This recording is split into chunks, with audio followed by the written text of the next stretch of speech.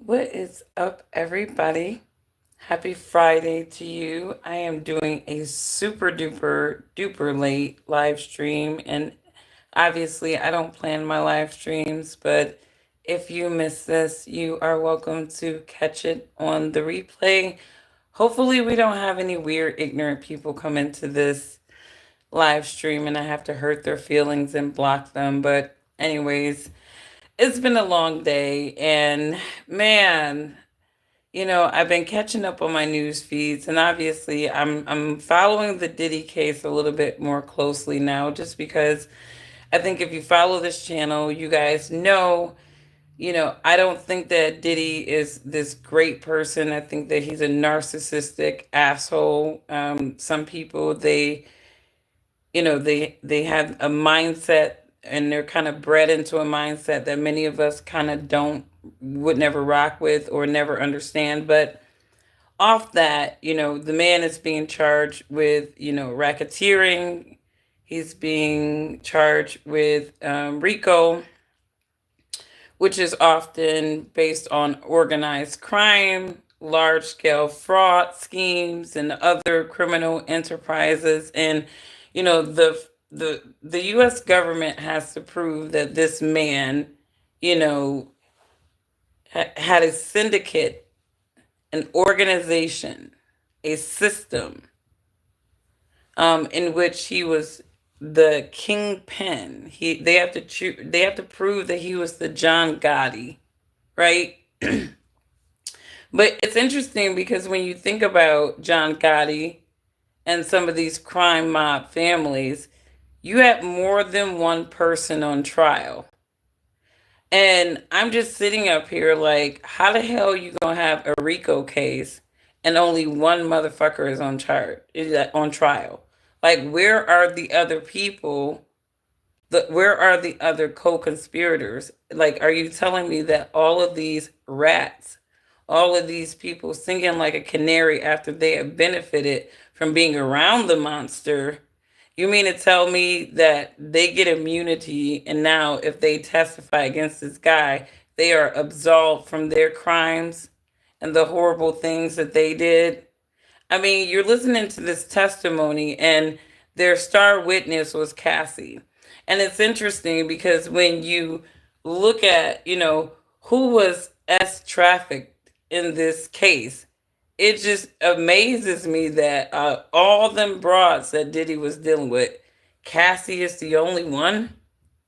Cassie is the only broad that is here. Like, I would expect the prosecution to come locked and loaded with at least 10 broads that have been brought just across state lines, sex trafficked, you know. And to me, people are listening to all of this Cassie Woe violin stuff. And again, I am not trying to be insensitive, you guys. But again, that broad is a victim of her own decisions. She is a victim of her own lust, her own thirst for fame. And again, when you play in the devil's playground, you're going to get the devil's consequences, okay? And, I say this to say that I don't see the Rico because I'm only seeing one person. I'm only seeing one person and a bunch of snitches, a bunch of people singing like a canary after they were directly involved with these so called crimes. And to me, I can't see Diddy going down without Cassie going down. I really don't. I don't, you cannot tell me that she was the only broad, the only one that was sex trafficked. Come on now. We're trying to prove a syndicate and a system of things happening. And you mean to tell me all them broads that Diddy dealt with, and Cassie is the only one coming up talking about she was sex trafficked? The only one? The only one. Where are the other broads? I mean, where are where? You're not going to tell me that Cassie was the only hoe that Diddy had. Where are the other broads? And this is my whole thing. People are listening to this girl this grown woman, I ain't gonna call her a girl, she damn near 40 years old, sing her violin stories. And I want to get to this brother who really broke down that so-called psychologist witness. The Diddy's defense shredded that woman as they should have. Very interesting. And like I said, people who are victims of domestic violence, that is terrible. I'm sorry that happened to you. But again, we got to look at this like in totality, right? Is this man guilty of the charges on the table? This is not a domestic violence case, right? But to me, I look at it like this. I wrote a blog about this because I used to hang out and party out here in Detroit all the time. It's movement season right now in Detroit. And so this is our, techno holiday weekend where you have a lot of people who are going to be partying, right? And people party with drugs. I mean, let's not act like people don't party with hardcore drugs. And if Diddy was partying half of, what we know he was, right? We gotta believe that there was a lot of drugs. So them correlating drugs being found at his place, or I mean, that to me, that doesn't spell Rico. That spells a person who parties a lot with a lot of drugs. And even though that is very damaging to the person, it's still not a crime. Like half of the things that they're talking about is all circumstantial to narrate Diddy a certain way. And again, he probably was beating the crap out of her. But again, people will get what they allow. And that woman obviously did not want to be removed from the limelight, and she damn sure didn't have any type of insurance policy. Let me tell you, when you are a kept woman, you have an insurance policy, and that insurance policy comes in the form of children. Why do you think these bras are just really just throwing themselves to these famous guys, athletes, high net worth men, right? So that they can get knocked up, pregnant, just like Elon and all them baby mamas, right?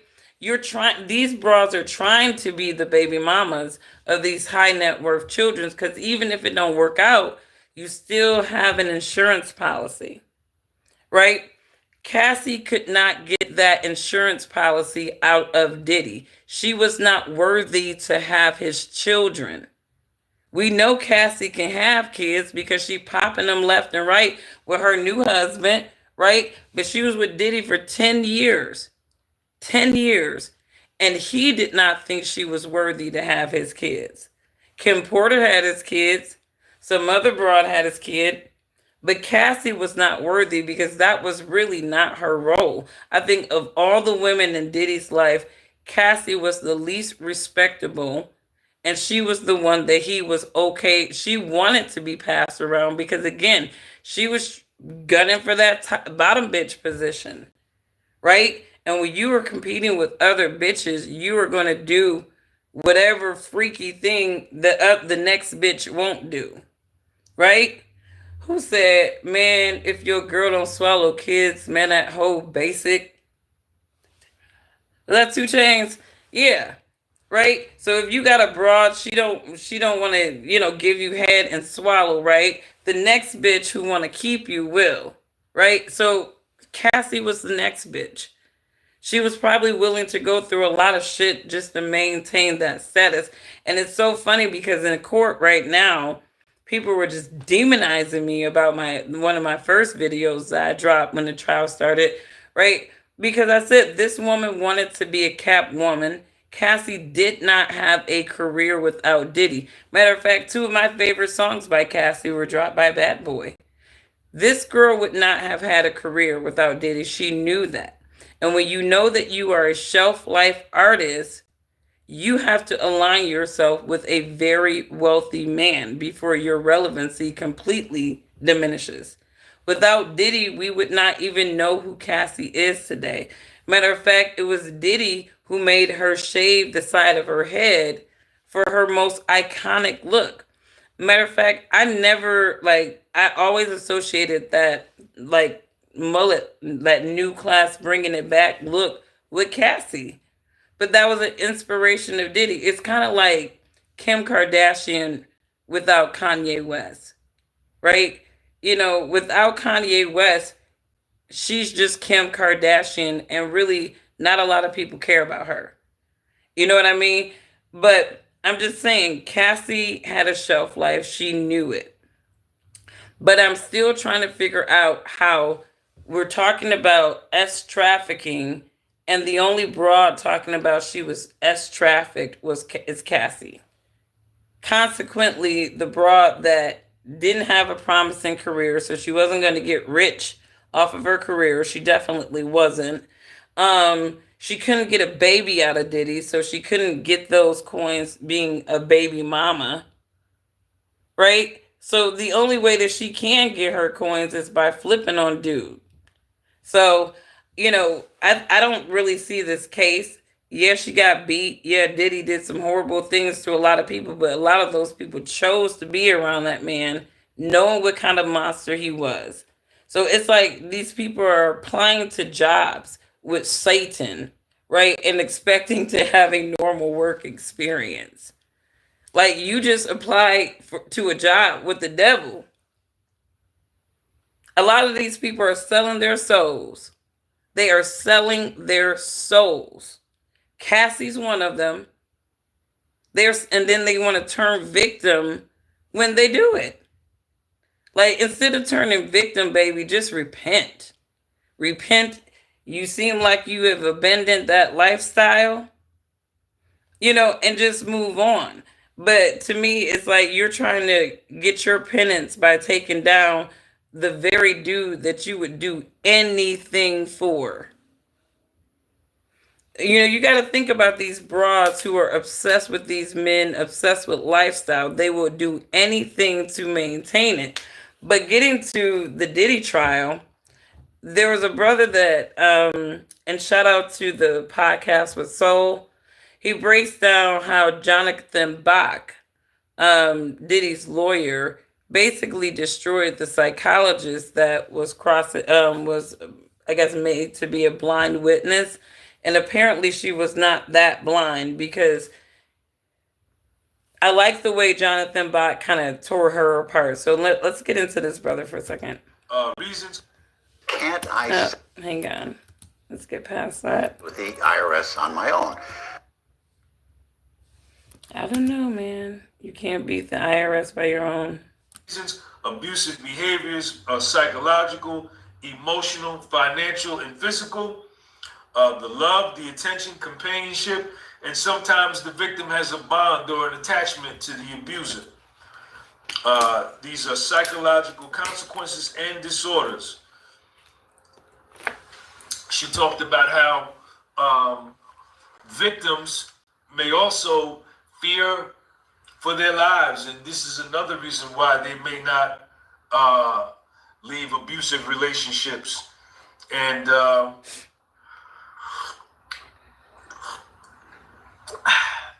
make the best coffee in the world. Victims can have feelings of depression, post-traumatic stress disorder, anxiety, and fear. And then another thing that was interesting, she said that the fear level can be from the lowest stage, which is anxiety, to the highest stage is where you fear for your actual existence. She went on to talk about how domestic violence, the physical part of domestic violence, doesn't have to be used every time, right? That all that has to happen is that the abuser just has to physically assault the victim one time, and that lays the groundwork and the template for the abuser to continue to control the victim, because now it's planted in the victim's mind that the abuser is willing to go there. They're willing to take it that far. And so it's not necessary to be victimized and be abused every single time. She talked about the different psychological abuse, but the defense jumped up and objected, and the judge sustained the defense's objection, which is Pumpy's lawyer, and he struck that from the record. And he told the jurors, you should ignore the last statement made by the expert witness. Now, what she was talking about was the psychological abuse, the physical abuse, the threats, the intimidation, and walking on eggshells. There's emotional abuse. The abuser demeanor. Okay, so this guy is recounting the testimony of Dr. Don Hughes, who was the blind witness for the prosecution, who was basically talking about the psychological implications of DV. And she pretty much narrated everything that Cassie had went through, everything that she pretty much testified to. She pretty much created a psychological case for why, and I guess that's to shut down people like me who's like she's a victim of her own decisions, right? But again, when you're talking about, to me, why some of these women choose to stay, at the heart of why they are staying is because, number one, they're not self-sustaining people, right? And so, and they covet a certain lifestyle that can only be provided by this person who is abusing them, right? And people can create all kinds of psychological reasons for that. But at the end of the day, anything done out of desperation is never going to end up well for anybody, right? It's like selling a house, right? If you want to sell your house, right? You don't sell it when you're desperate to sell it. You sell it when you kind of don't really need to sell it, but you get the best money, you know, when you sell your house not under pressure, right? Anything done under pressure will lead to negative results, even your core existence, right? And for me, Cassie did not want to be a basic bitch. She did not want to be a regular chick. She wanted to be in the limelight. She wanted to be famous. She wanted to be eclipsed by the success of a man like Diddy. And she didn't mind being one of many of his women, right? As long as she could be like this main arm piece. Because when you look at it, Matt Gallas, right? He wasn't really taking Kim Porter or any of those other broads. He had Cassie on his arm, right? Because Cassie was a better looking arm piece at the time. And even when he took Young Miami to the Met Gala, they just look weird. It looked weird with him with Carisha. It's like, I mean, at least Cassie had a little grace about her. It's like you literally. Mm. But anyways, Cassie, to me, she wanted that limelight. She wasn't going to be invited to the Met or none of that stuff without Diddy, and she knew this. She knew this, and so that fear is where I start to question. Well, what is the root cause of the fear? Is it really the root cause of the fear is the person, or what will be given up if you leave this person? Cassie knew probably very early on in her career that she would not be much of anything relevant without Sean Diddy Combs, or at least some famous guy to take up with her ass. But because she was kind of like her and Diddy, I think, were an obsession with each other. They were both involved in the same type of sex cultism, and she probably did it just to keep him. But it's like, again, women who do things to keep men, you're going to always traumatize yourself. And should everybody in society feel bad for you? Not really. And I hate to be insensitive, but this is a good lesson for women out there. It really is.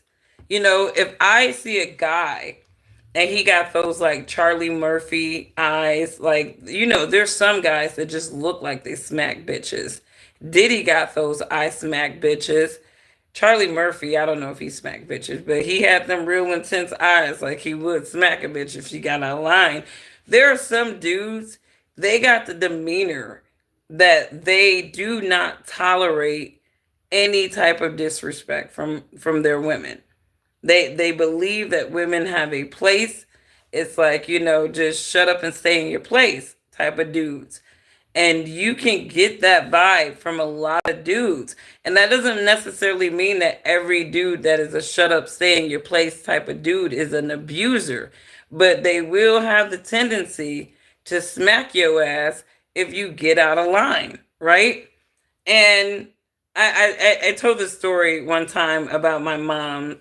She said when she first got married to her husband, and when she told me this story when I was like preteen, I thought her husband was just a horrible man. But then as I got older, I kind of understood, kind of his side of his reaction. And so she told me a time where when he hit her, he smacked her. And the circumstances were she had walked to the store, and while she was at the store, she ran into a guy that she went to high school with, and he drove her home, and he pulled into the parking lot, and I'm sorry, the driveway, right? And as opposed to her getting out of the car and going into the house, right, which was, for her husband, it was like, you done fucked up already pulling up with this dude. But she stayed in the car talking to this guy in their driveway. And I'm not sure how long she was in the driveway talking to this guy. But when she walked in the house, right, the first thing he did was slap her. And he told her, don't you ever have another man drop you off at home. If you walk to the store, you walk back from the store. And she was like, well, you didn't have to hit me. And I was like, oh my God. But,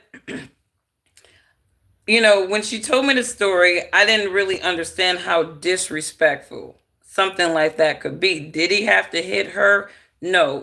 Did my mom consider him an abuser? No. She said he did not make a practice of hitting her. That was one of the few times that he ever hit her. But there was times where she got out of line with her mouth, disrespectful with her mouth, and he had to slap her. And people look at things like that as abusive.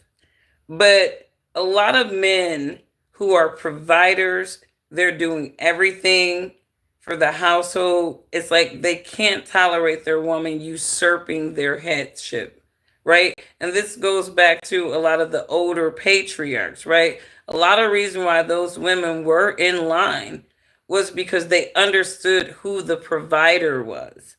Right now, we live in this age of women where women have been empowered. Women do not raise their daughters, right, to be wives, be subservient. They raise them to be sort of in partnership. And so you have a lot of women who can get very, very reckless with their mouths. And, a lot of these dudes still have that old patriarchal mindset. And, I just think that, mixed with, you've had a lot of people who, morality has decreased in society. So you have a lot of people who, they are just straight up abusive. They are straight up abusive. My mom and her husband, they were together for over, 30 something years before he died. It was death do they part. And she loved him. And she did not consider him an abuser, but those times, and she said that she can't even count on her hands him hitting her. But the times that he did have to do it, it was really like she looked back and was like, yeah, I was really out of line. And I don't think that people realize how out of line women can be. And the reason why I bring this up is because there's been a lot of testimony that indicates that Cassie, knowing Diddy's temperament, would still be going around with other dudes. So it's like, and I think if I could kind of call that psychology, it's like she's competing with other women. And some women think that the only way that they can really get a guy's attention or affection is to make him jealous with other guys. But guys like Diddy are like, nah, you ain't gonna do that. You ain't gonna do that. I'll beat your ass. And that's exactly what he did. I blow up your boyfriend's car. I lock his dog up in the bathroom. Don't play with me. That's Diddy. But any woman that takes up with Diddy, they know what they're dealing with. I mean, I remember I'm 42. I remember Diddy since I were a kid. The dude never had a really great reputation. I think it was him that got Wendy Williams' ass beat that one time. I was in middle school. This was before Cassie even got with his ass. Diddy had a reputation. And it's like when a woman makes an executive decision to be with a man that has a reputation for all kinds of horrible things, it's like, I don't know what the hell you think is going to make you special that those horrible things are not going to come back on you in some way. You can't, a lot of these women are dumb. And this is why I say you're a victim of your own decision. You know, be careful of those guys with those I smack bitches eyes. For real. I'm very meticulous about the people that I take up with. Character is everything. Character is everything. Morality is everything. And some people, they will let money or good looks, like literally, like cloud their judgment. And I think that's exactly what Cassie did. But Diddy's defense, right? They're trying to paint Cassie as this victim. She's really the only one that was sex trafficked again. So I'm like, okay, well, y'all can just throw that right out the door because there's a lot of things about Cassie that indicates that she was trying to keep a man, and so she was willing to get chopped and screwed for both of their pleasure. So to me, that's out the door. Drugs, like, all of that stuff. I mean, it's arguable that these people partied with a lot of drugs. And I think if we were to look at the circumstances behind which the drugs were used, if it was to drug people without them knowing, that's one thing. But if it's, people know that at these Diddy's parties, it's wild, it's this, it's that, right? I mean, because it's like the Illuminati, right? Everybody go, you get the option to go behind certain doors, right? And if you're really trying to level up, just like Jeffrey Epstein, right? People who went to the Epstein parties, they were doing it because it was going to give them some type of advantage, a business advantage, whether or not they were completely knowledgeable of what the behind the scenes were. Some parties, there's this party, and then there's a party that's happening in closed doors and back rooms and other parts of these compounded houses, right? But, people are going there for advantage. They're going there because obviously these are the people that they need to be around to elevate themselves. Cassie knew what she was doing. Cassie knew what she was doing. And so when this therapist or psychiatrist is trying to paint this picture to get the jury to believe that Cassie was trapped, she had zero control. Cassie, if we want to be real honest with it, and she played Kid Cudi. Diddy would have never got his address if it wasn't for Cassie and that one chick, right? That was Cassie's best friend at the time. So you love a dude, right? You love a dude.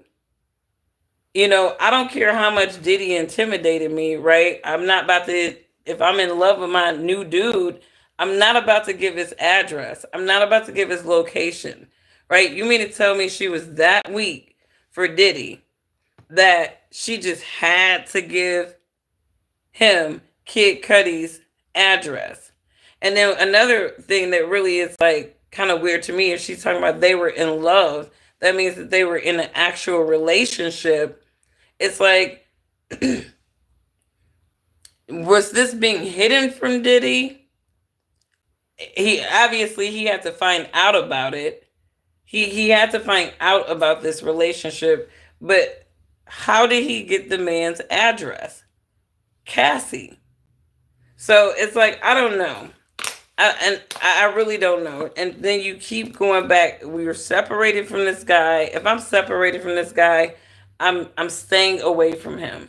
She's had several opportunities to stay away from Diddy, and yet she kept going back because why? She needed to get to the Met Gala. She needed to be visible. It was a visibility that she would not have had on her own. And she knows that even after this case, even if Diddy is found guilty, whatever, whatever, nobody's going to give a fuck about Cassie. Nobody's going to give a fuck about her because that is how low her talent really was. The victim develops low self-esteem, depression, low self-perception, and refuses to talk about it, and it keeps them stuck in that situation. The Met Gala and all those events that she was privy to go to because she was Diddy's arm piece, that's what kept her stuck in that situation. Dr. Hughes went on to talk about the financial dependence that the victim has for the abuser. Usually, the abuser, according to Dr. Hughes, Again, she didn't want to be a broke bitch. She did not want to be a broke bitch. It is a lot of women out here who are with abusive men who know that they're broke bitches, who know that the only reason why these broads are with them is because they have money, right? And they don't have to treat these women, these lowly liabilities, with respect. And if they're just an ass piece, arm piece for these guys, they really don't have to treat them with respect. And that's just what it is. Those bitches will have to tolerate all the shitty things that this dude with a lot of money who have a low opinion about her outside of her beauty. And even then, that is not a high regard because, again, with Cassie, she seems to be the only broad that Diddy was dealing with that he was passing around and having these freak offs with. And then I think someone even said something to the fact that Cassie was afraid that if she stopped doing the freak offs, that he would do them with someone else. So this broad was really gunning to be the bottom bitch in his world. And unfortunately, Kim Porter had that spot. Because again, Kim Porter was worthy enough to have children with. Cassie wanted to have children with that man because children with a billionaire is an insurance policy. And he would never even give her that insurance policy. So she had to get it some way. And I think that's why Cassie is out here painting herself as a victim when really she's a victim of her own choices and really wanting to just be down with somebody like that. And I really do believe, and I said this before, that Diddy was willing to let her go because she's getting older. She's getting older. There's newer blood in the mix. There's newer blood in the mix. This is where Carisha, Young Miami, comes into play. And I said this before. He was taking Young Miami to the Met Gala. He was doing all that shit that he was doing with Cassie all them years. He's doing that with Young Miami. And where's Cassie this whole time? We don't know where the hell she is. She's broken up with Diddy. That's what we know. We know that she got married. Nobody really gave too many shits about that. So then it's like, okay, well, I got to level my visibility up because I ain't about to be shit without this nigga. Okay, let me do this lawsuit thing. Let me paint myself as a victim of this guy. Like, and I think if people really peel back, and I always said this, the feds are after Diddy, not just because of that alcohol company, but, Willie D said something interesting, and I forgot all about this. And I feel like I said this in 2020. Diddy did a live stream, and like in my gut, I'm like, this is the end for this dude. He got on the mic, he was on a live stream, and he said something to the effect of make them earn your vote. Make them earn your vote. And a lot of black people resonated with what Diddy said. And that was like Diddy being an operative of the Democratic Party in so many different ways. That's the wrong thing for one of the Democratic Party operatives to be telling black folks. And you a blackface, we done propped you to be this influence to black people, right? And you out here telling black people to make them earn your vote. And a lot of black people, because I remember I'm like straight up, like he's right. What the hell did they do for black people really for us to just be jumping around, just voting for them all the damn time? And I'm like, but that's the wrong thing for your ass to be saying because you're a black people influencer. And I felt like that was like sort of the beginning of the end for Diddy. And I feel like the feds have been trying to build this case against Diddy. And I think that with Diddy getting involved with politics, he's a billionaire black man. It's kind of like they're okay with Elon doing that shit, but Diddy not so much because it's like no, we need you to keep the black folks in line. We got you out here being a rich ass Sambo, but we can't have you out here talking political to these black folks. And that's exactly what Diddy's ass was doing. So I think between that political position and movement and suing that alcohol conglomerate, I think that they saw a black man with way too much influence. And, mind you, you know, black people were hot and cold with Diddy. Back then, back in 2020, we didn't know. We knew the dude wasn't an outstanding guy, but at the same time, he still was considered a beacon of black success. And so they had to tear down all that. Like they like, dude, you taking political stances, you trying to have a political influence. We gonna make sure that the black folks not rocking with your ass and believing anything that your ass say or whatever. So look into that Diddy political movement too. I think there's a reason why the feds are after him, and I think it's more than just these little bogus ass charges. Again, I don't see the sex trafficking at all because I only see Cassie, a willing participant, somebody who was willing to do anything to be with that monster, even take some beatings and get chopped and screwed by multiple men and pissed on. So there's that. She should be ashamed of herself. Right? I mean, people turn victim when they want to deflect accountability and their shame. It's like, nah, bro, just sit in your damn shame. Don't be out here snitching on the very man that you did shameful things to, and then you want to victimize yourself because there's a financial gain. That's what I think about Cassie. Their star witness is garbage to me. The psychologist that they brought on the mic, she was garbage because Diddy's prosecution ripped her ass apart. She. Let me go back to this brother for a second.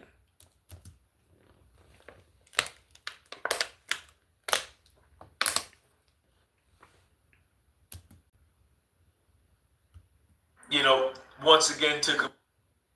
When it comes Hang on. What's going on, Denny? What's going on, chat? I'm trying to let this thing. This is my late night chat. I'm a little tired. I actually had like a little drink after work too, so there's that. um, I needed to unwind after work. It's just been such a busy, busy week. But let me go back to him. Relationships because of love, companionship. The abuser stalks them or harasses them. So this psychologist is testifying for the prosecutor, basically co-signing, the reason why Cassie decided to endure and put up with all those things that she did with Diddy was because obviously he was intimidating her. He was abusing her, you know. she's co-signing coping mechanisms. this so-called expert witness, which in my opinion should be as unbiased as they possibly can be, but the defense is going to slaughter this expert witness of the prosecution because she's obviously very, very biased to not only the representation of women, but she can only speak of her expertise from a very one sided way. If you are an expert, you can objectively discuss the psychology of both criminal and victim, right? But if you're only focusing on the psychology of victim and not even the victimizer, right, then you're not an expert, right? You're really just somebody giving a biased opinion. And the defense is going to just slaughter her on that. Passive self-defense. The victim can block punches, curl up in a corner, and you can't really be too sure about the details. Dr. Hughes talked about the more that a victim is abused, this affects the memory and recall significantly. And that victims usually can recall and remember things that happened around a marker date, M-A-R-K-E-R, a birthday, a wedding, a cookout, Thanksgiving, Christmas. Like these days, they can remember, like, yo, on Christmas, this went down. Then back over here, assistant for the federal defenders of the Southern District of New York, where she had the opportunity to research and argue psychological matters relative to sentencing in front of federal court judges. It was at that point that Dr. Hughes decided to pursue a more advanced study of psychology. So these are her credentials. In her bio on her page, exposes and expresses that she has been hired by the Southern District of New York, which is the exact court that Puffy's case is being tried in. Cross-examination. Jonathan Bach. He came out and he established from the door that No one understands me. Oh my gosh. Come on. So Jonathan Bach is representing Diddy in his defense. every domestic violence case is individual. Every abuser is individual. Every victim is individual. No situation is homogeneous throughout, meaning the same. There's different dynamics, Is different it circumstances, homogeneous or different homogenous? ingredients to every situation. Okay? He's established that from the door. He says, Dr. Hughes, there's individuality in every victim, right? She said, yeah. He says, you can't diagnose somebody until you heard what they have to say. Right? She says, correct. And what he was alluding to was that in your clinical practice, you get to sit down with your clients, with the victims, and they sit in the chair and you sit here and you guys talk and you get to hear what they're saying. And this gives you the chance to diagnose what may or may not be going on with the victim. But in a forensic situation, as an expert witness, I don't think, and I need my lawyers to go in the comment section and clear this up, I don't think she would be allowed or was allowed to speak directly with Cassie, right? To diagnose what is going on with Cassie. And this is what Jonathan Bach is alluding to. So he's laying the groundwork and the jury is sitting there. He says, everyone doesn't fit into a box. Dr. Hughes, do you agree? She agreed, yes. He said, quote unquote, each person has something to say. She said, yeah. And you can see Dr. Hughes just like, just like get deflated, right? He says, when you're speaking to a victim, you're listening carefully, right? You're paying attention to detail, right? She says, yes. And he says, you never spoke with Cassie, right? She says, no.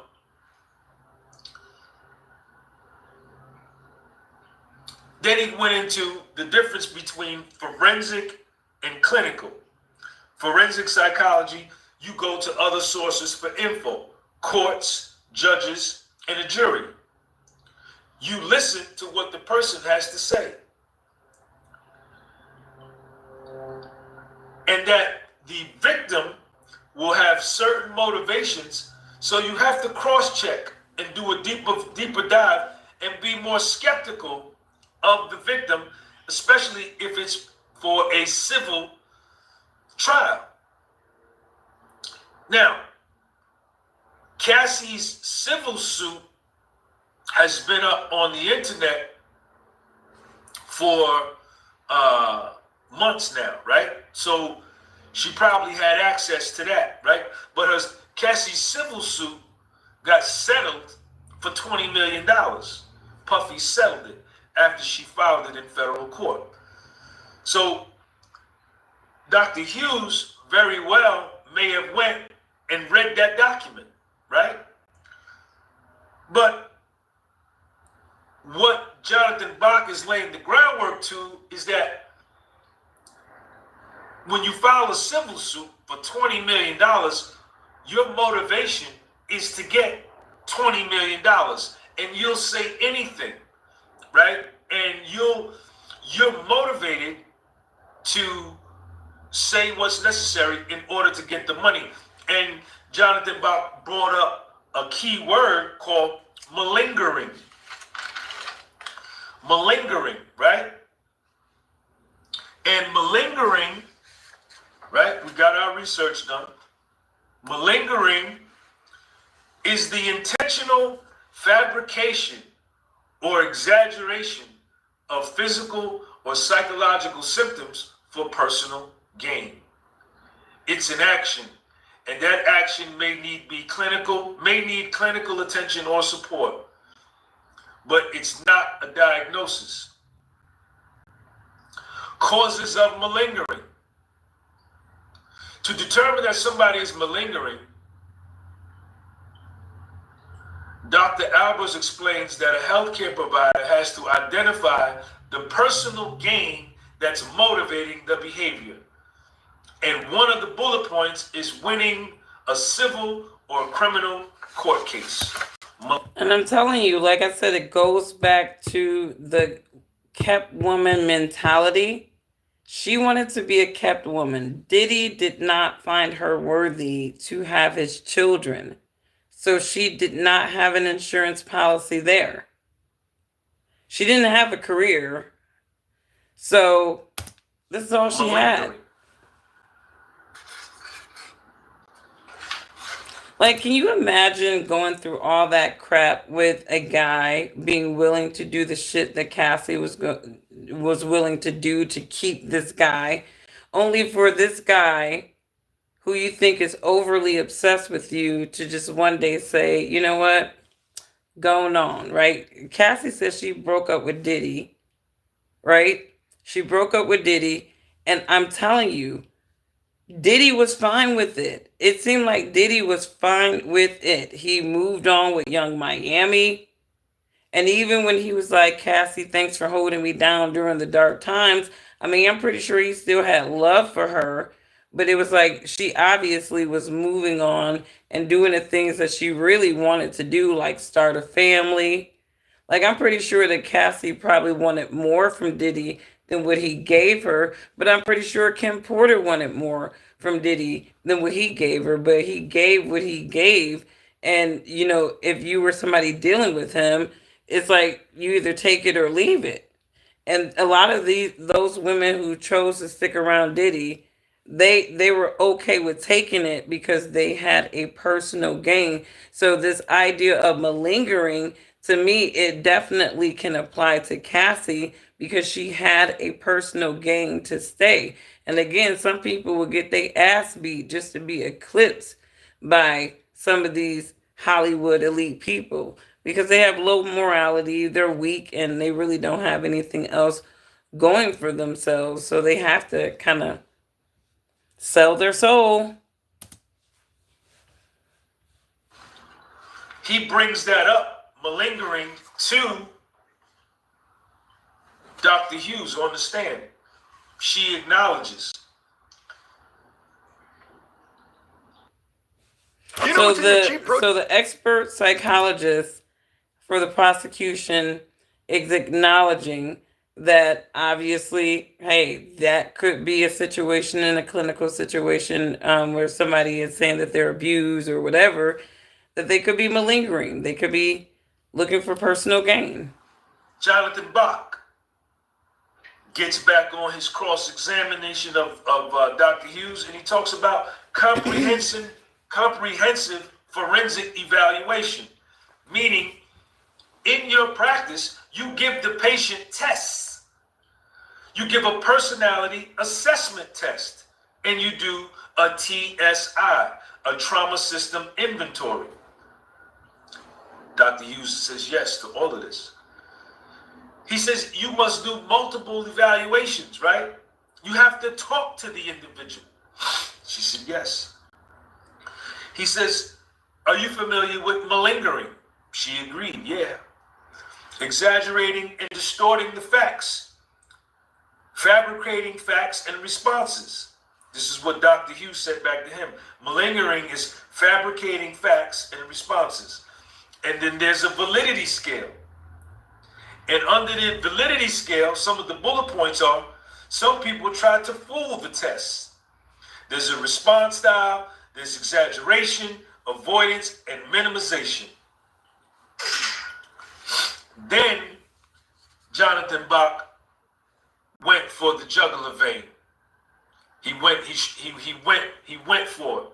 He went to destroy it. He says, Dr. Hughes, you have given the same testimony today that you have always given in every federal court case that you called to be an expert witness. Wow. So she's He just says, going Dr. with the script. Hughes, you were hired by this prosecution's office. These very people these prosecutors that are prosecuting Puffy. You're hired by them for $600 an hour or $6,000 a day. He says, Dr. Hughes, you have always been hired by these prosecutors. You have given the same testimony before in this same courtroom. He says, Dr. Hughes, you haven't read any info on this case.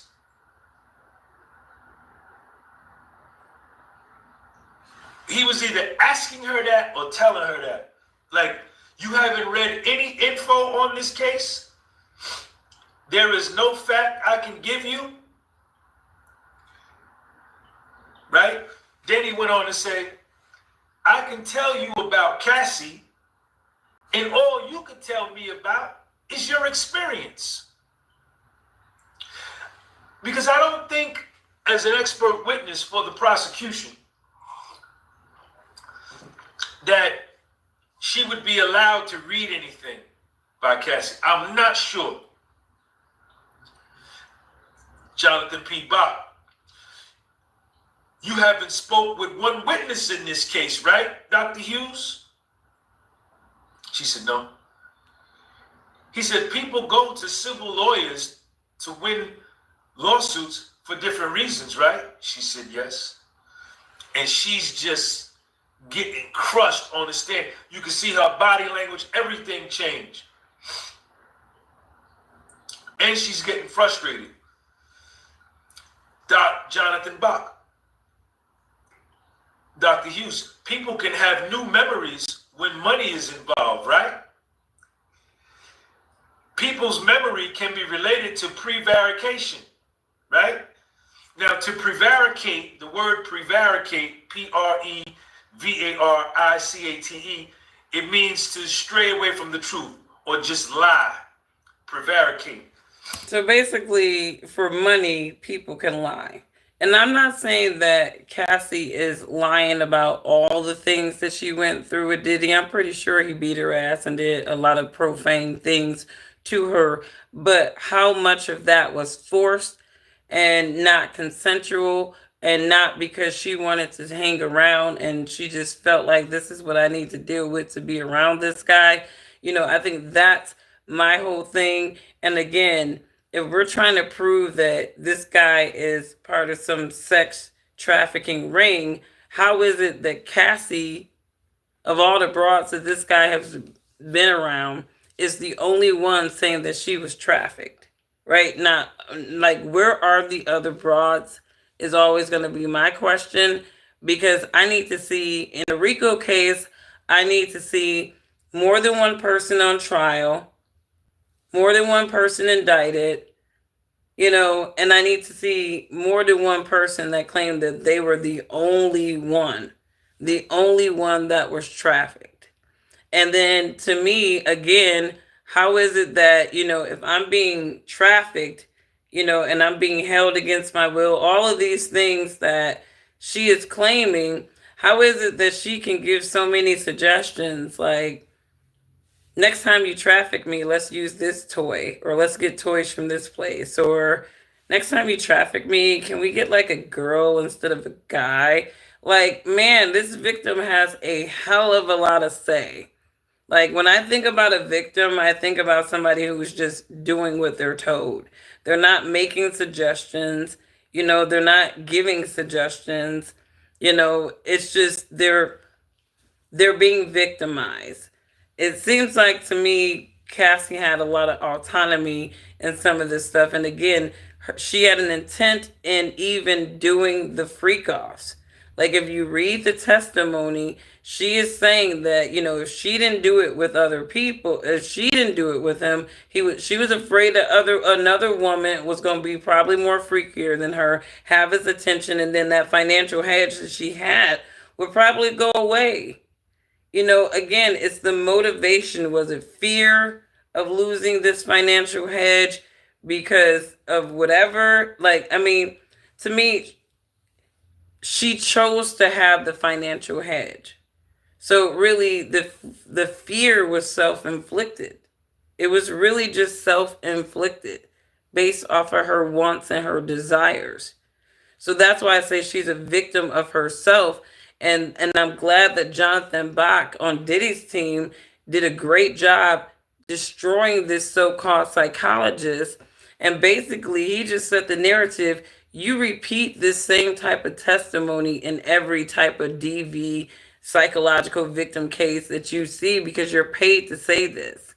You're paid to create these narratives and sing these same old victim songs of trauma and what happens and why some stupid broad who has a lot of freedom can't just leave.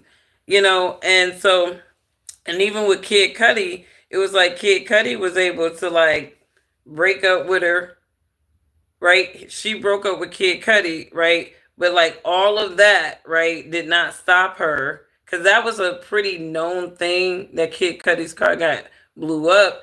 Allegedly, Diddy did it, whatever, whoop de whoop de whoop. That could have actually been bigger at the time than it was.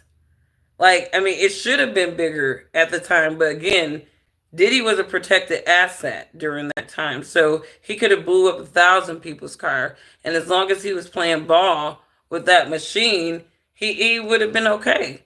But again, he raged against the machine, and that's why the machine is after his ass right now. And Cassie, I personally think that she just sees the benefit of being a part of that takedown, because maybe she feels like whatever evidence that she provided or gives to them will be so compelling that, it would be enough to take Diddy down. I don't think Diddy's going down for all of these charges, because it's, again, even if you have all these people who are part of it, they were conspirators. You can't turn co-conspirators. And this is exactly what the prosecution is doing. They're giving people immunity, co-conspirators in so many different ways. It's like saying that, oh, I'm with this guy, I love him so much, and he tells me, okay, go around a corner and, end the life of somebody that I don't like, right? And because I love him so much, I'm just gonna go around the corner and do it. I don't know the guy. I just know that I love him so much, and the only way for me to make him happy is if I do that, right? Am I a victim, right? I mean, it's like, can I turn around and say, well, I loved him so much, and he was providing for me, and I mean, he was doing everything for me, and I was just afraid, and he beat me sometimes, and so it's like I feel like if I didn't go around the corner and do that, then then I would be dead, right? And a lot of people be like, well, you can call the police, you can flee, you can do anything. What were your options, right? I think that's what a lot of people are missing here is I think when they're thinking Cassie, they're thinking of a S slave in a cage somewhere. This broad had her own house. And again, her mom's taking pictures, documenting this man beating her up. And if you can go and get 20K that was probably already given to you by Diddy, if you can go out and give that back to him, right? Because a lot of people are saying that Diddy tried to extort Cassie's mom. I'm like, I don't really see it like that. I see Cassie's mom as trying to make the effort to buy her daughter out of the contract that she obviously was in. I think that 20,000 was to compensate for money that was given to help Cassie's career, right? But then he ends up not taking the money. Like he ends up not taking it back because it was like, okay, a deal is a deal. You got the money, it's in your pocket. I own your daughter. And I'm going to have people pissing in her mouth. And you're going to profit too, Mom. You're going to profit too. Cassie and her family, I'm pretty sure that they were straight all them years that she was with Diddy. How broke was Cassie's family when she was with Diddy? Can somebody explain that to me? How broke was her family?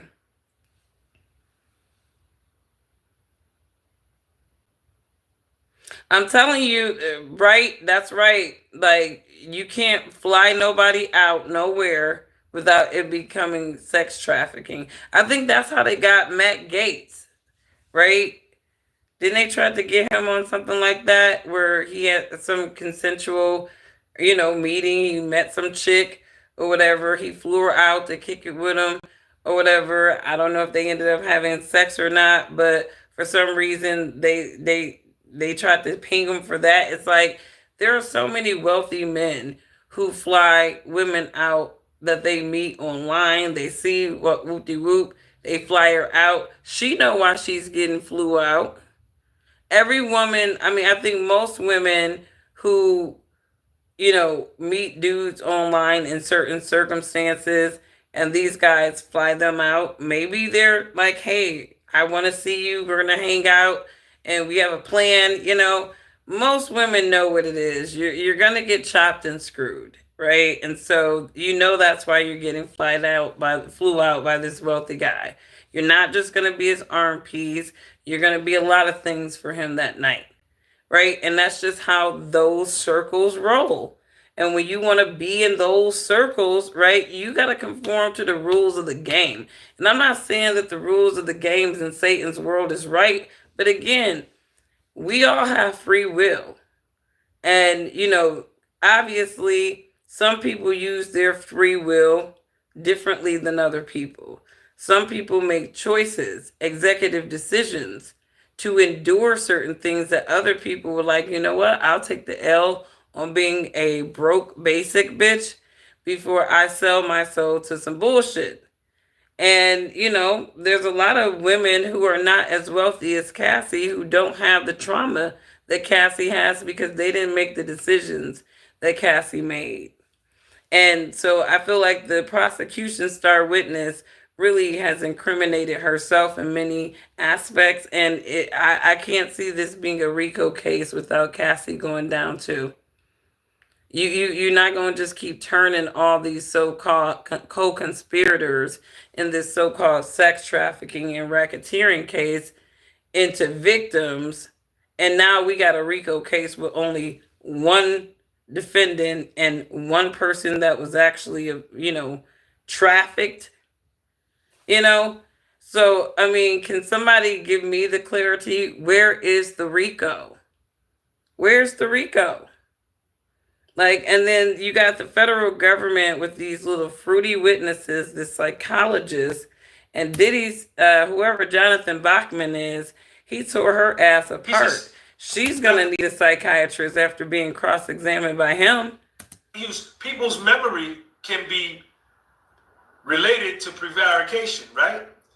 He says that's not bioneurology of the brain. Dr. Hughes, you have been retained many times as an expert witness. She says, yes. And he says, in fact, Dr. Hughes, you train other forensic and clinical psychologists like yourself to testify in court.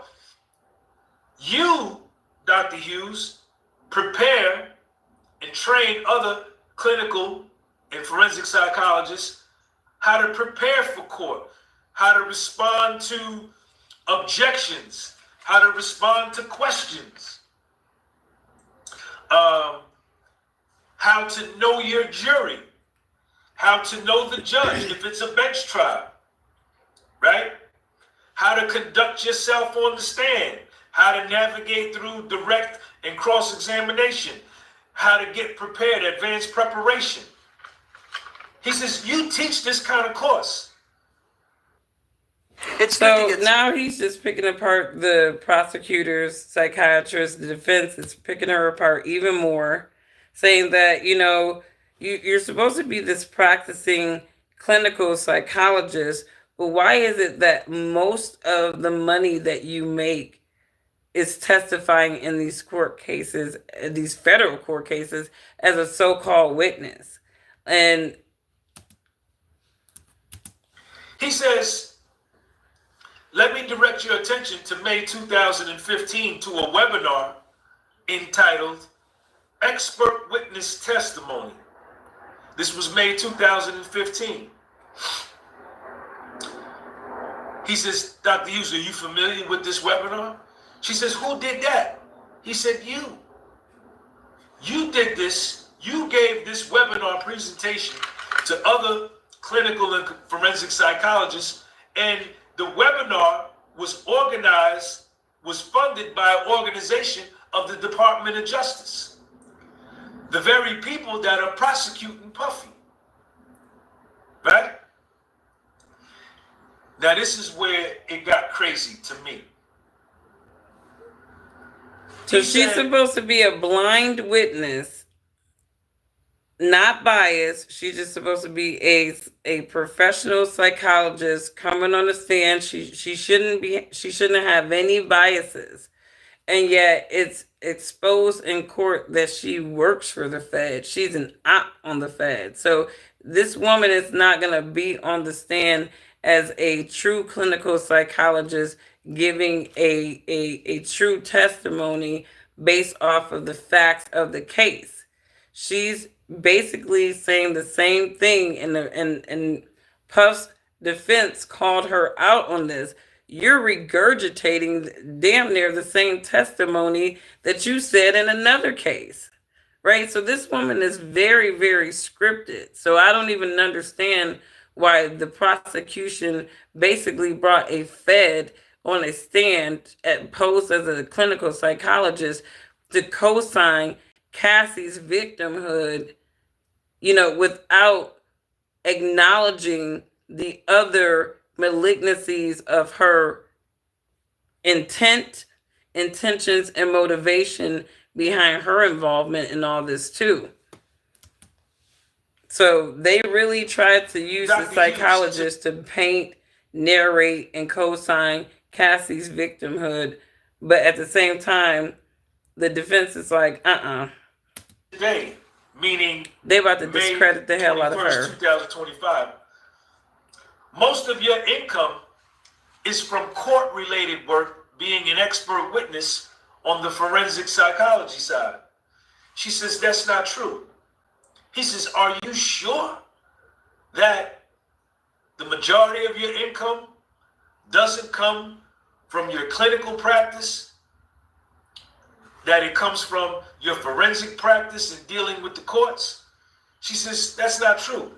He says, 60% of your revenue comes from your forensic practice, being an expert witness in court, in this court, the Southern District of New York, and the Eastern District of New York and Brooklyn, and only 40% comes from your private practice as a clinical psychologist. She says, that's not majority. He says, it's greater than 50%. See, all you need for majority is for it to be 51%. One side has 51%, the other side has 49%. This side holds the majority. So those are two lies that she's caught in on the stand. He said, Dr. Hughes, in the 1900s, she began her practice in 1998. He says, in the 1900s, while you were matriculating through school and becoming a psychologist, you wrote articles, published articles. He said, however, since you have been, the majority of your revenue is coming from your forensic court expert witness side for this court, you're paid by this court. In the last 25 years, you haven't published anything. He says, you told us about your background, that you're on the faculty at Cornell. He said, but that's not a tenured position, right? You're a volunteer faculty.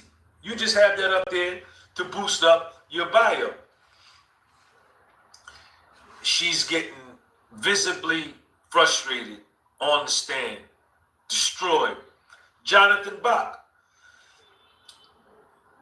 Dr. Hughes, in 27 years, you have never come into this court, the Southern District of New York, or the Eastern District of New York, and defended a man accused of a sex crime. Yet you claim yourself an expert in physical abuse and domestic violence. You have always represented the victim. Her response was, I don't evaluate offenders. How can you be an expert and you only focus on one side of the transaction? This is where it gets good.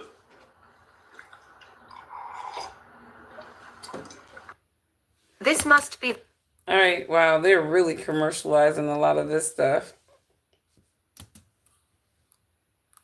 So the defense's job with the prosecution and this psychiatrist, prosecution witness, psychiatrist witness, is to discredit her. They are discrediting Jonathan Bach to Dr. Hughes. He says, you've had a number of meetings with federal prosecutors before your testimony here today, before you were called to testify today. She says, yeah, but she don't really want to admit it. He says, and in those meetings, you go over questions and testimony with the prosecutors, correct? She said, yes. Jonathan Bach, some of those meetings were in person with these very prosecutors prosecuting Puff. She said, yes. You've done video calls with these very prosecutors that are prosecuting Puff. She said, yes. Some of these meetings were more than 1 hour long with these prosecutors that are prosecuting Puff, right? She said, yes. You've sent emails to these prosecutors that are prosecuting Puff, right? He says, you've met with them 6 times before you testified here today.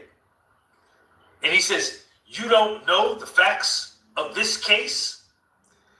She's getting visibly upset now.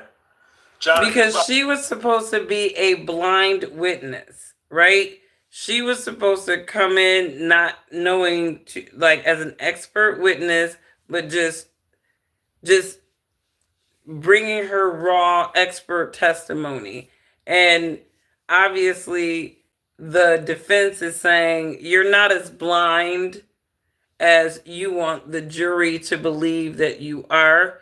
You've had a lot of coordination with the prosecutor.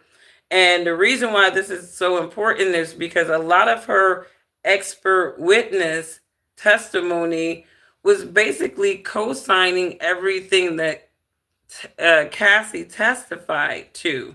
So she was being very biased. And I think it was important for the defense in that cross examination to call out that this person is clearly not a blind witness. This person has clearly had coordination with the prosecution. Um, and she's not coming in here really, to me from an expert standpoint or unbiased what expert facts did the standpoint. prosecutors tell you about this case, Jonathan Bob? Dr. Hughes, isn't it true that you met with the federal prosecutors right here, prosecuting Puff, after Puffy's defense team gave their opening statement? After Puffy, Mark Agnifilo, Terry Gallegos, and all of us gave our opening statement, the defense, pretty much laying out our strategy, our plan of attack, you, as an expert witness who's supposed to be a blind witness, went and met with the prosecutors after we gave our opening statement. She's just, you could see her face. She's struck, she's shook. Dr. Hughes, isn't it true that you also, again, this is the 8th time you met with prosecutors, after Cassie testified on Wednesday, Thursday, and Friday, you met with prosecutors again after that? Isn't that true? And shout out to the podcast with Soul, because he's breaking this down, how the defense just destroyed that so-called psychologist. And I wanted to hear another opinion, because I listened to some of these podcast channels. I listened to Tisa Tells and some of these other YouTubers, and obviously they're coming from a bias. Oh, I hate Diddy, believe all women. And it's like, nah, some of these broads be lying. Some of these broads operate with intent. Some of these broads have really a lot of self-interest and are willing to go through a lot of shit. And they need to be accountable for their actions. And to me, I think if Cassie is the star witness, then there is no case. If anything, she incriminated her own damn self. What's going on, Roosevelt? I see you. Sidebar. Time out. Time. Sidebar. So the defense was getting in her ass about her credibility as a blind witness so much that the prosecution had to sidebar. They basically... Everybody in the court. I was in room 24B. All the reporters, all of the other people, the public, started laughing at this lady. And just like she giving wasn't Jonathan ready. Bach his props, man. So they come back from the sidebar.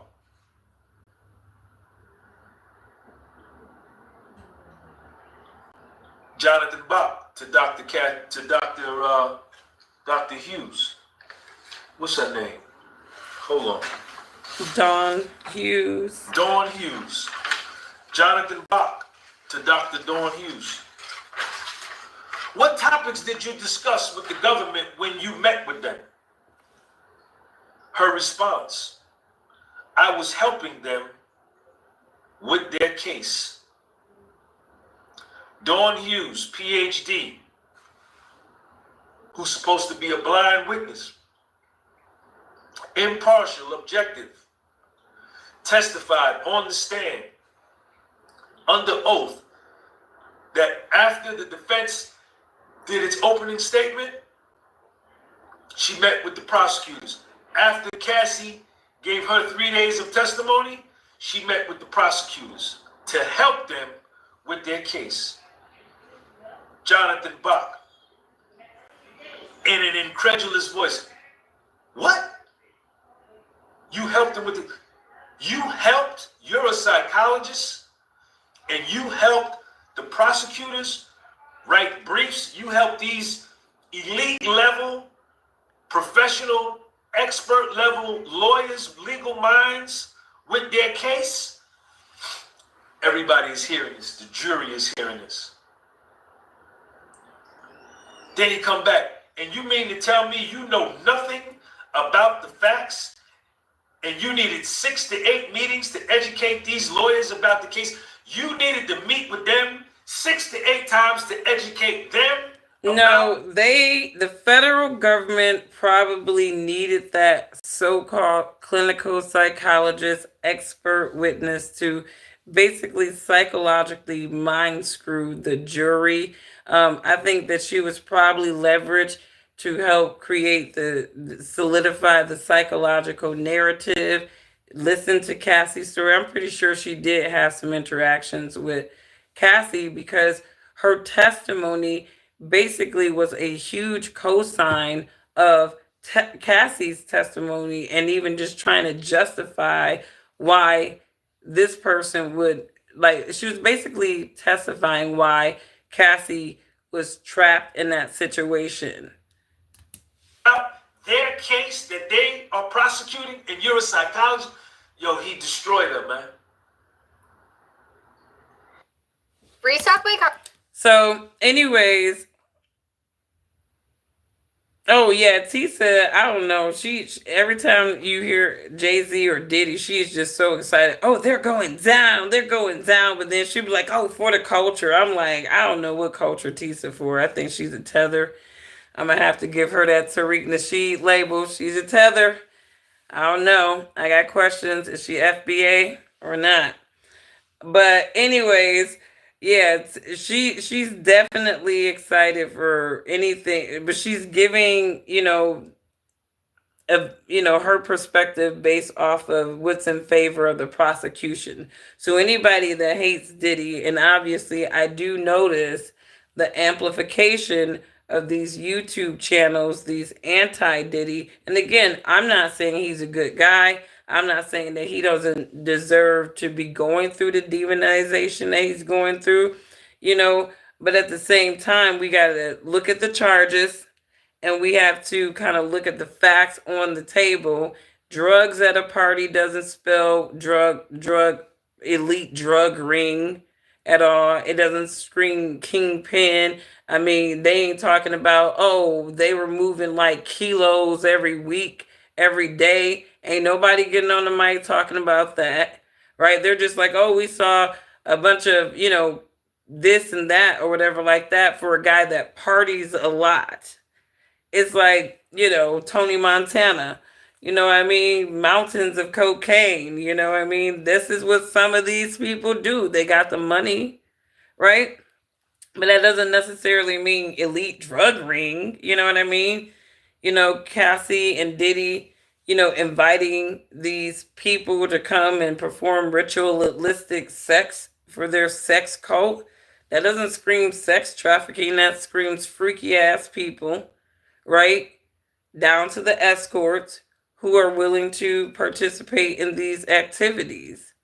And again, if you're saying, oh, he flew these people out for them to engage in wild parties and sex, I'm still trying to figure out where is that illegal. I mean, if that's the case, damn, Freaknik was a big sex trafficking ring because people went out to Freaknik to have a wild party and sex. So there's that.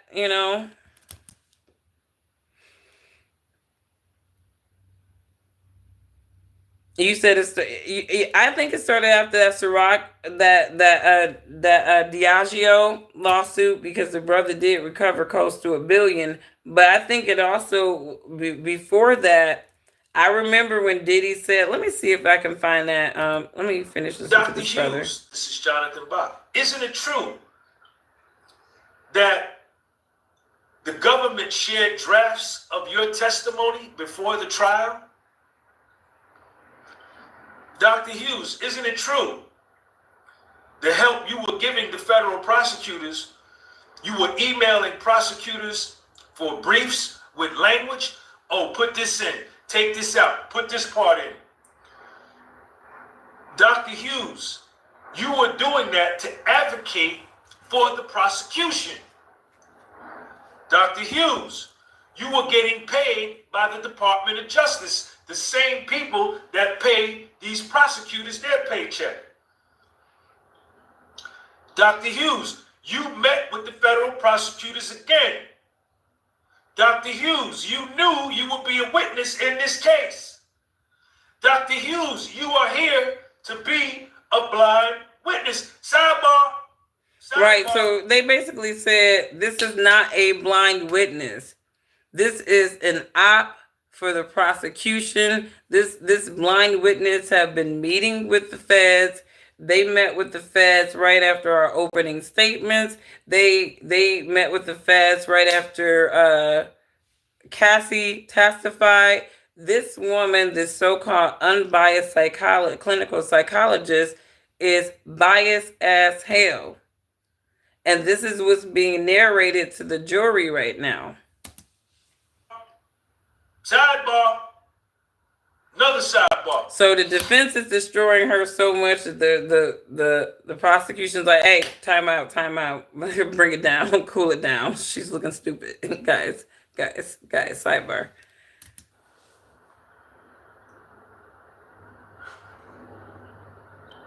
Jonathan Bach comes back after they come back from the sidebar. He looks at her and he says, Dr. Hughes, you are here and you were supposed to be a blind witness.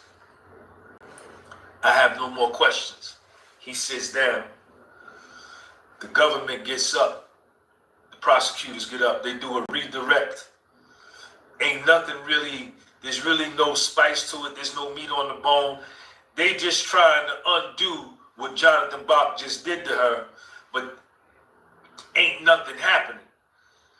But the prosecutor that gets up to do the redirect says this out loud in court.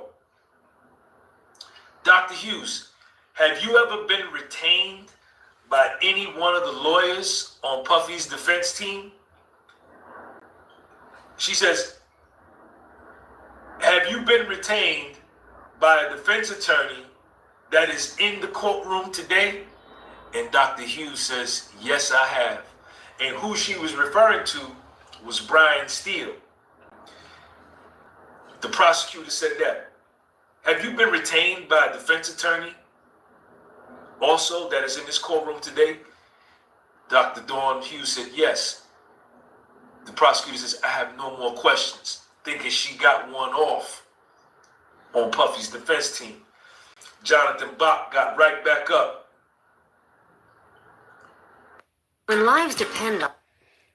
Okay, hang on. This is about the end of this. But so apparently in this case, the government is doing all kinds of tricks, even bringing in blind witnesses that are clearly seeing everything. He says, Dr. Hughes, the prosecutor just alluded to and highlighted the fact that you were retained by one of the attorneys in the courtroom today. He says, Jonathan Bach, Dr. Hughes, you worked with Mr. Steele, right? She said yes. She says, the case that you worked on with Mr. Steele, that woman was a victim of domestic violence, right? Dr. Hughes said yes. Dr. Hughes, that woman shot her husband in the head 5 times as a result of domestic violence, right? Dr. Hughes said yes. Jonathan Bach, Dr. Hughes, isn't it true that Mr. Steele decided not to retain you after meeting you? She said, yeah, that's true. Another government lie, because the prosecutor got up and said that one of the lawyers retained her. She was never retained. They maybe had an interview and they were going to retain her, but after Richard Steele met her, he decided not to retain her. And then Jonathan Bach said this: Dr. Hughes, isn't it true that nothing stopped you from reading the trial transcripts and witness testimony and witness statements from this trial? And he said, I have no more questions. All right, so when I heard Tisa Tells and some other bloggers talk about this expert psychologist and basically co-signing Cassie's testimony, right? What they really didn't focus on is the fact that this so-called clinical psychologist was supposed to be a blind witness.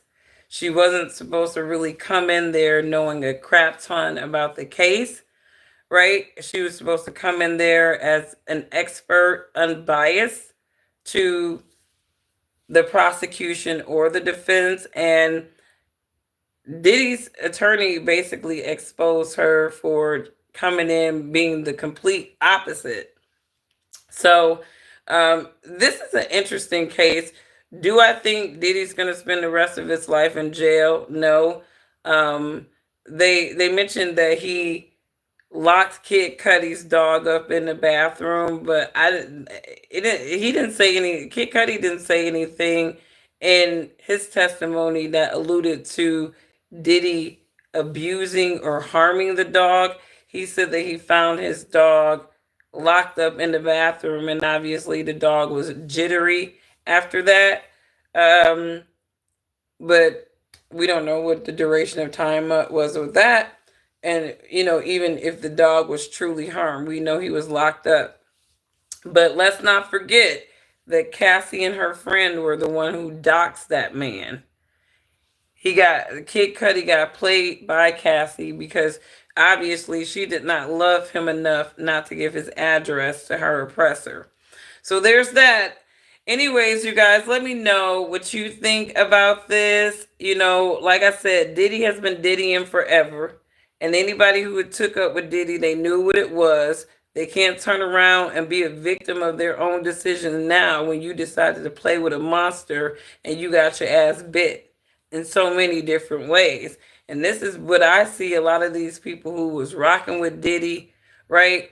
But he still has some people who still rolling with him and who still have loyalty. They probably just can't say too much out of fear of their own careers, right? But I don't really think Diddy is going. All of these charges are gonna stick. Obviously, that is a matter of the jury. But if I was a reasonable person on that jury, I'd be like, bitch, you got a whole lot of motive to take this man down. So so some of the things, most of this sex trafficking, racketeering stuff, that the prosecution is relying on is based off a testimony of people who were directly involved with Diddy, right? These people have somehow, if you're a victim, you're a victim. You don't need immunity. They're walking out with immunity and all kinds of stuff, absolving them of their responsibilities and their deeds for their snitching. And, and I hate to use that word snitching, loosely, right? But this is what these witnesses in this Diddy trial is really giving. They're giving snitch that really truly believe this man is going to be put away and be powerless or whatnot. But I think a lot of those people are going to be surprised. They're going to be surprised because if that man get off, if Diddy gets off, he's going to bounce back. Black people are very forgiving. And honestly, nothing popular ever really moves without us. So, and 50 Cent is not the next Diddy. I'm sorry, that man can troll until the cows come home. But Black people do not revere 50 Cent like we have respected Diddy. I don't know a lot of Black people who really be thinking about 50 Cent like that. I don't even know if he's a foundational Black American or a product of immigrants. I know Jamaica Queens, but where are your parents from? Are they foundationals? I don't know. But too bad for Puff. I think, I look at people like Puff, like Kwame Kilpatrick, the one of the former mayors of Detroit out here, very promising brothers. You know what I mean? These brothers, you can say whatever you want to say about them, but they operated with their own street intelligence. They had charisma. They were influential, and I think they had the ingredients of a really good, what I would consider good Black power. But unfortunately, these people, they start playing with these devils, and they start getting these devils mindset. And a lot of our brothers, unfortunately, the almighty dollar, it corrupts them. It turns them into just horrible people. And they just do horrible things. So this, I look at Diddy as with the same fall from grace that I look at Kwame Kilpatrick. You know, it's a shame. It's a shame that all of these brothers are playing in the devil's playground.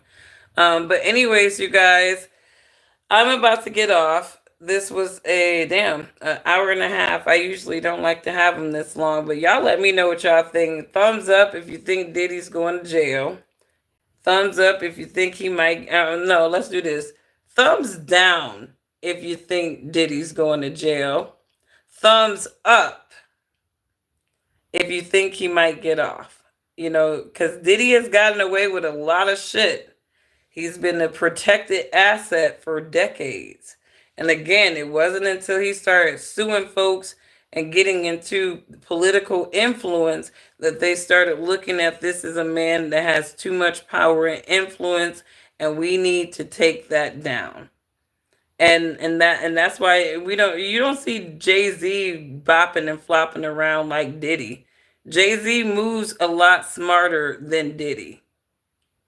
If Jay-Z has a bunch of bitches around him, we don't know it. We only know Beyonce, right? Jay-Z, he moves different. He's always, to me, moved differently than Diddy. And that's why I think, Jay-Z can continue to be the protected asset that he's been. We don't hear Jay-Z talking about a bunch of political shit, talking about, make them earn your vote like Diddy was doing.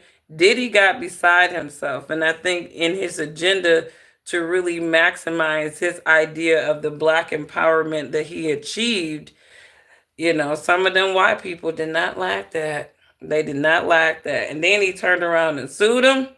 They're like, "Oh, Negro, we gonna humble your ass. We gonna humble you, and we gonna use that little arm piece of yours to do it, because we know you was beating her ass all the time." But anyways, you guys have a wonderful rest of your day. If you did content like this, hit the subscribe button, and we'll keep following this case. I think that Diddy is going to get off on a lot of these charges. I don't think the Rico charges are going to stick based off of Cassie's testimony. That girl pretty much incriminated herself. And if Diddy goes down, Cassie needs to go down too. So anyways, you guys have a wonderful rest of your evening, and I will catch you on the next one. Bye.